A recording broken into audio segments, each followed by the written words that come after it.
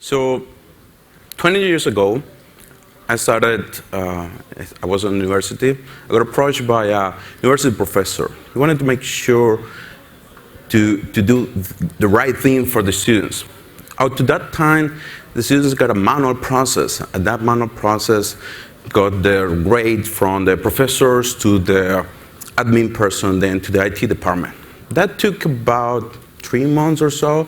So you could be in a new period, your professors could be saying, oh, you didn't pass the last one, right? So that was a huge project. That was an interesting one. Many moving parts, IT department, competing IT departments because they didn't want me to do their job, right? So, and other pieces like professors, students. Now, that was the first time I encountered the problem, how to identify the users. Now, thinking that I'm here, you may think, well, you should have done a very great job and you did a new system, a new identity system, or whatever. But at that time, the most cost-effective way to do it was to reuse an existing identity. So we opted to use their national identity card, similar to a passport or driver license.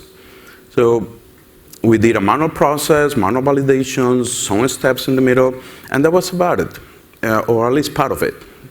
And yes, it's not an automated process, but the concept remains the same. One identity, 2 systems, or more than 2 systems, so government ID, my applications, everything have the same identity. And that's where I want you to look at. On the next 20 minutes, I'm going to work on a few concepts you need to be aware of. You probably know them. I just want to quickly touch on that for those that haven't looked at that. And then I'm going to talk about a couple of examples, the real-life examples, 2 Canadian banks, and how we managed to work on that. Because remember, out to this time, we have talked, or at least on the conference, or the sessions I've been, we're talking about how great it is to have MSA, how great it is to have powerless authentication, how we do. But take a step back. Do you really know your user? Do you really know who they are? How do you get there when you have 10 directories? So that is the first step that you usually take. So single identity or online identity or simple identity is a representation of an entity. That entity could be a person, most likely a person, but it could be a corporation, a device, anything that have a input-output. So that's identity. Now, you need to be careful when we say different accounts. Like I can have an account to log in and an account to go to the server. I can have an account to go to my emails, and I can have an account to go to troubleshoot. That's not 2 identities. That's not 3 identities. That's only 1 identity because it's a user, regardless of how many accounts I have. Identity management system, this is a framework. Framework is your runbook, is your process to make sure you have the right authentication, Authorization authentications are the base of what we do here, right?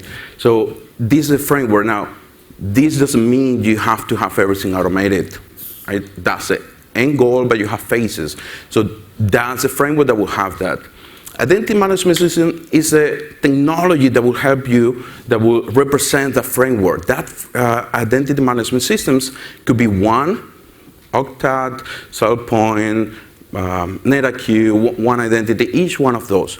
But that is just part of it. You have other pieces of it. You have other applications, MFA, you have SSO. So there's more than one, so don't make them say, oh, I have an identity management system, but what about the run it?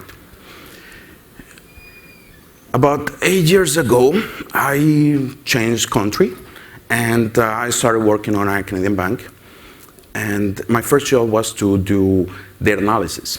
And that analysis was to go around 100,000 records, look at which ones were non-person, which ones were persons, and which ones were repeat of the same person, and link them together.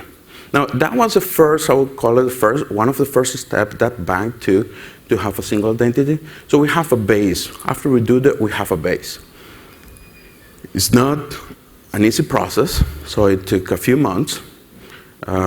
few months of looking at HR fees, a few months of looking at accounts, and about maybe 1,000 cups of coffees, and we got there, right? But it's not easy, and that's just one approach you can take. It depends on your environment, and you're gonna hear me saying this over and over. It depends on your environment, how your environment looks like, how your environment connects.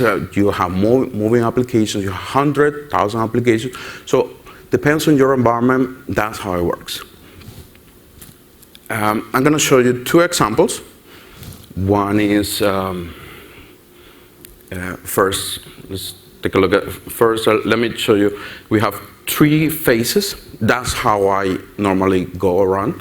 3 phases. Those 3 phases, in the consolidation phase, you normally have your first step. You connect everything together. For instance, you do your single identity.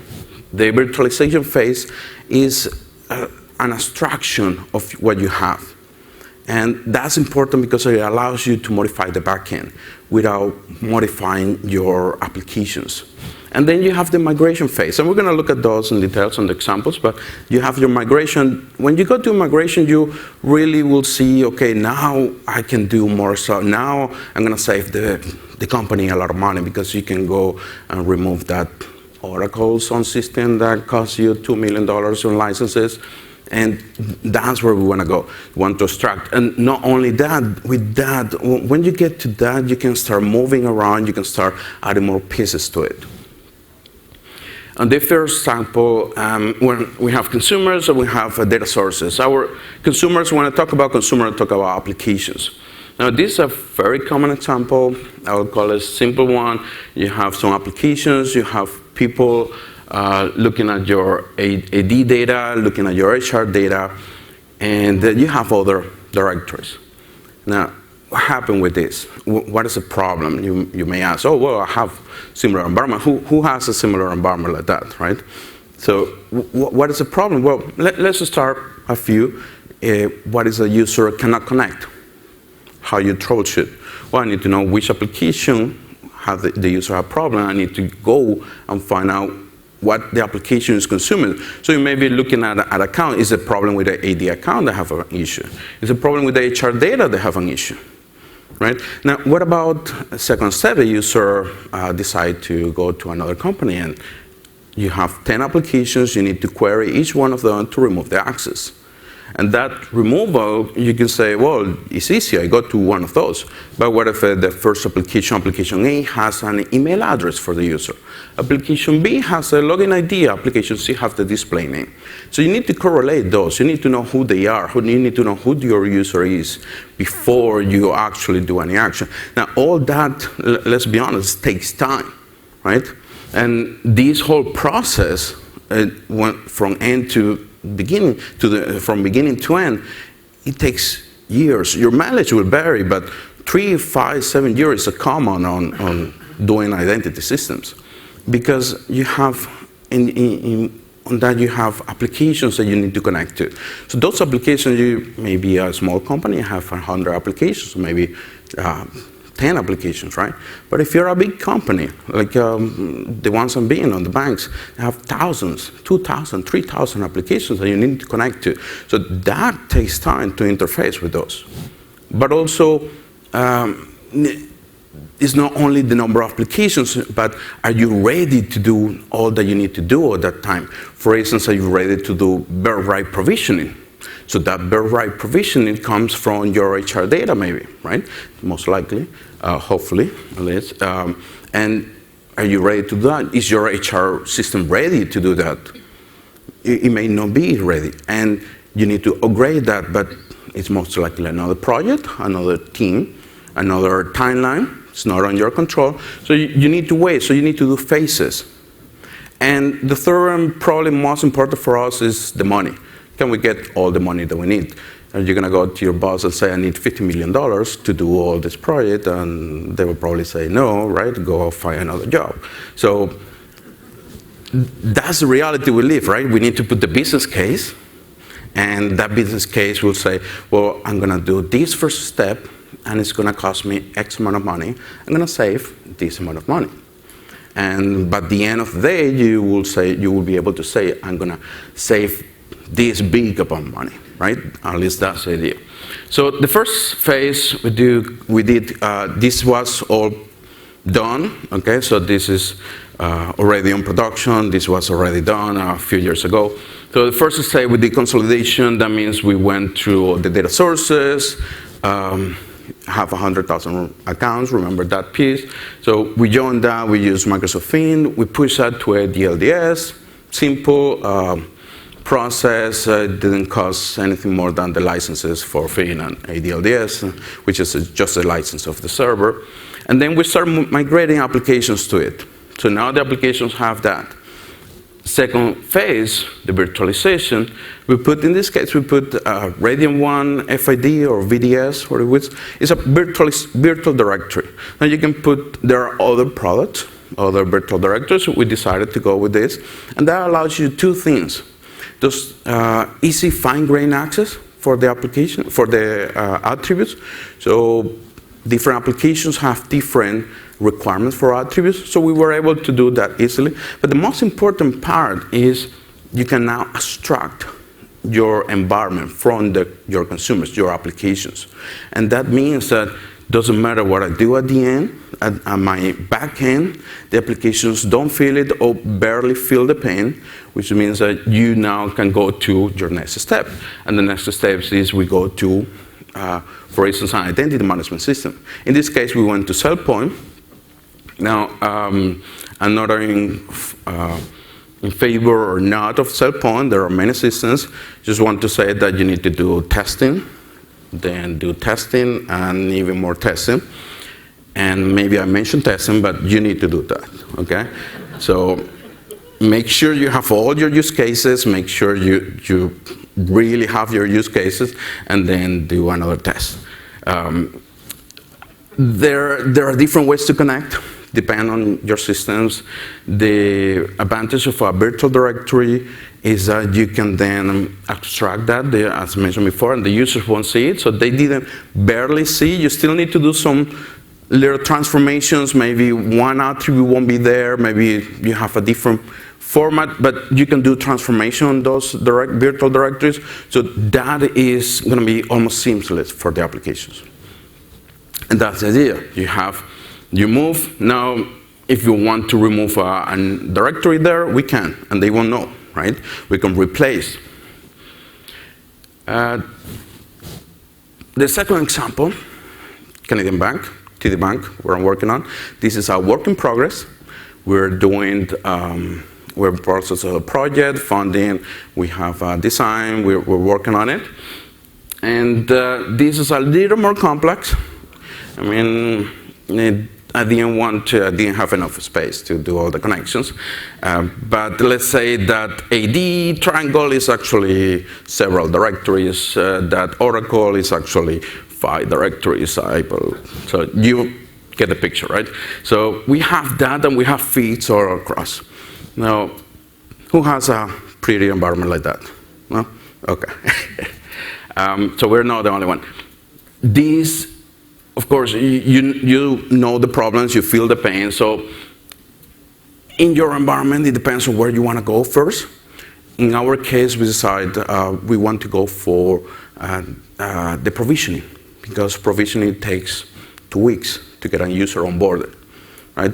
To have all the data moving from the beginning, from HR to all the systems and all that. And even there, we are not sure if the user is the same everywhere. So the first step we're going to do is easy. We don't spend too much money. We got with Microsoft Mint. We do HR. We replace feeds from HR. We move that, and we push the record. Is a very easy way to start working on it. And then we push a single record or a unique identifier to all of the directors that we now are starting to see, okay, this is the same user, we can start doing a little more things. On the second phase, virtualization, we're gonna again use FID, and we're gonna virtualize our environment. And we're gonna, for those use cases that we cannot manage with FID, we're gonna use either PinFed, Azure SSO, or any other system that allows that. And saying PinFed there is because what we have, right? So we don't want to spend money at the beginning to buy another product, so we'll probably use that. Now, when you get to this, now you can do the magic that will say, okay, now I'm saving money. Because you can move, right? You can really move things around. And that, we haven't decided which ones we're gonna go, but that means that those licenses, millions of dollars licenses on Oracle, IBM now, they can go away. You can still keep your authentication ID, or you can move it somewhere else, right? You can do FID, and you can move your users in there from that directory to Azure. AD Connect Access LDAP. Basic LDAP is LDAP version 3 compliant. So you can do more stuff, and that's when you're gonna see the beauty of having one record. Because now you know your users. So let's talk about the benefits, right? You now know your user. You have one record for that. Now you can start doing all those pretty things that we have seen on the other environment. I can do IMFA, I can do user analysis, risk analysis, because I know that my user is on Toronto, is on Washington.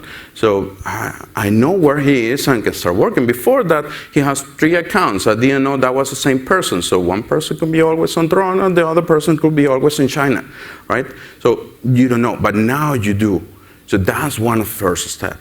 And the second is troubleshooting. We mentioned that it takes a while to see where the problem is. When you have, and let's go a little bit, when you have this kind and you have feeds going around and you need to troubleshoot which feed fails or which record didn't got the right information, which application, that's a lot of time. And at the end of the day, time is money.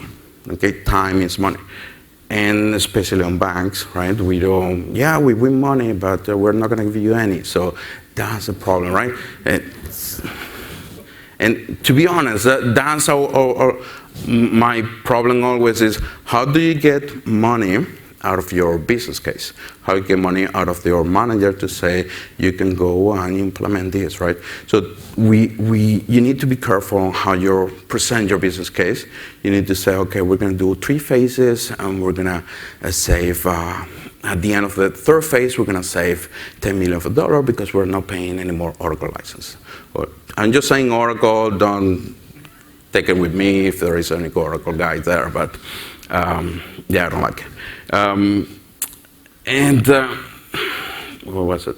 Okay, so that's, and the 3rd saving point is, I mentioned, you know your users, you can put more security measures, you can put all of that, right? Then you can move around. You can move around your user. It doesn't have to be in AD. Now, for banks, there is always going to be some AD there. I don't think we're ever going to get out of it because you have a lot of legacy. You have mainframes, 30 years old, 40 years old, 50 years old, and they have some connection with AD. So you won't be able to replace that, at least not in the near future. But for everything else, you can start moving around. You can move your exchange line. Now that you know who your user is, you can really do things. Before we go, I want to give you a few tips. First tip is start getting your pen and paper and know your environment. Draw your connections, see where everything is connecting, your data flow, all that. Really understand where you are. The second tip is go and make a plan. Get a roadmap, imagine your utopia, so take a bubble bath and imagine where you want to go, all right? So that is important. The goal may change, the plan may change, but if you don't have one, right, don't expect to get there anytime soon, right? If you don't know where you go, like, Google, tell me somewhere, right? So that's not gonna work. And the third is get a tool. know your tool, start looking at the tools. There are many that claim to do the same as the other. Reality is they all have one or less option. That one have one API that the other doesn't. One have interface that the other doesn't. So see your environment. Again, I repeat myself. Look at your environment. See what you need.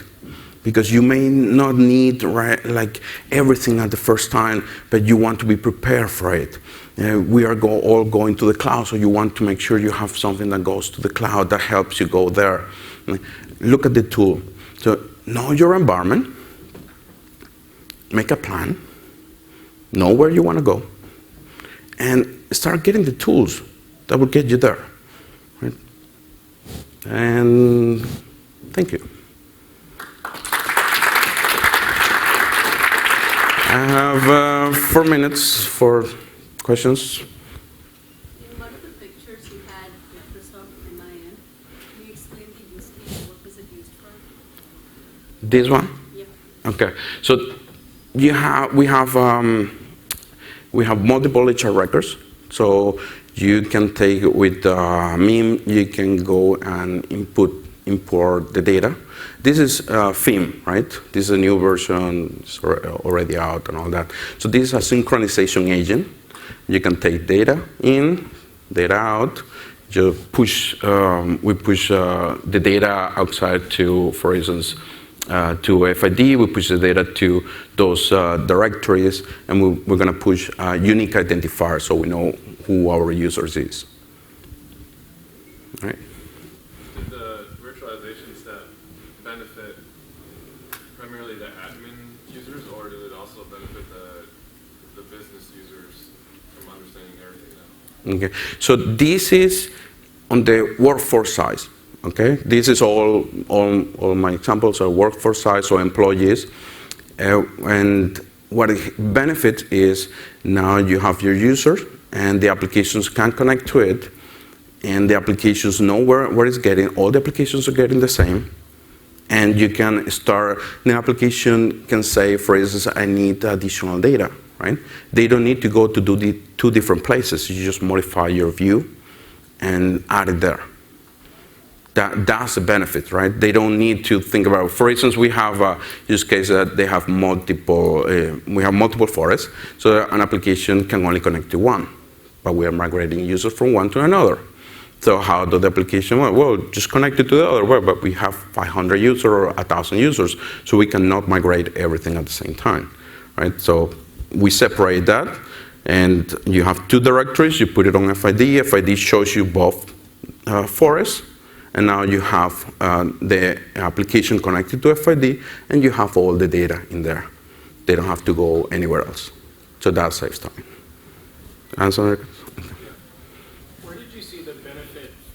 Virtualizing your directory, the FID stuff there, versus going with something standards-based like SAML2 or OpenID Connect to provide that information to the consumers of the data? So FID can do also web services. Okay, so we look for a virtualization layer that can give you more than, in this case it's LDAP, but it can do web services or it can do SQL. Okay? The benefit for going on virtualization instead of the other is, it again depends on your environment. In our case, we have a lot of LDAP-based applications, so that helps. And I mentioned we'll probably have another one for those pieces that it doesn't cover, but that's mostly, in case of a lot of legacy data, they all most likely work on LDAP. Any other question?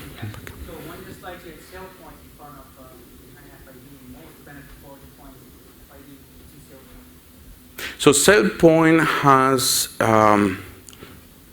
at that time, I don't know now, right? That was 5 years ago. At that time, SailPoint didn't provide a consolidated view of the users. So if you want an application to connect to SailPoint, you only have a scheme, and they have their own scheme as a standard. It has you can query users, you can query entitlements, or you can query groups, but you don't have a simple view for an application to consume. And that's why you need something else. Whether you use SailPoint and push it to another directory, or whether you use FID to pull that data, right? Or any other virtualization system. Right. Following up on that, what do you use SailPoint for? You use IIQ, IDN? What kind of things do you use them for? So we use it for things like attestation. We use things like connecting to other systems and do provisioning. Okay, so you push the provisioning, but one of the benefits at that time is we also have another attestation system that we wanted to replace. I'm not going to name the vendor, but it wasn't good. And we have to replace that, and that SailPoint helped with that attestation piece. Mm-hmm. Does a really good long-term strategy include managing the identities of customers? Yes, and there was a session with our senior vice president, a previous session. He talked about the customer side of authentication. On the band, that's two separate components, but they do work with Transit, I think it was, Transit, the name of the company. So they also are going there, right? Now, it's easier for customers because they sign in, when you go to the band, you have all your forms. So you usually have one identity, one record on your R key for E key for whatever mainframe you have your data in. So it's a little easier for that. Users, employees, different story because you have many applications, SAP, other. Once you have all your users in that FID, what are the options for credentials? Does it have its own credential mechanism? What do you use for credentials? So on this case, when you go there, you can go to Active Directory, and I mean the user is an identity, and it's a consolidated view of all the identities. The authentication part, in this kind, is going to Active Directory. Okay, but it can be any other. You can have LDAP there, anything. And the time is up, so thank you. I'm going to be out if you have any more questions. Thank you.